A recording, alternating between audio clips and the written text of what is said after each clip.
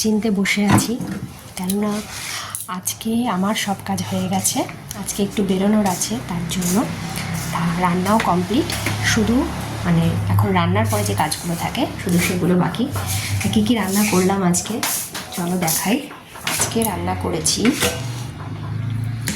এই যে একটু লাল শাক করেছি, সকালে করা যেহেতু হয়ে গেছে ওর জন্য এর থেকে একটু খাওয়া হয়েছে।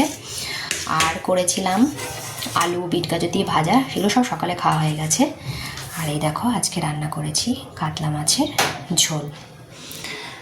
আর ভাতটা যেহেতু পরে করি এর জন্য করা এখনও বাকি আছে, চালটা ভিজিয়ে রেখে এই যে দুপুরের জন্য। তা এখন কিছু বাসন আছে, এই যে এসব ধোবো। সকালে স্নান কমপ্লিট, তা কাজ হয়ে গেলে কিন্তু ভীষণভাবে ভালো লাগে।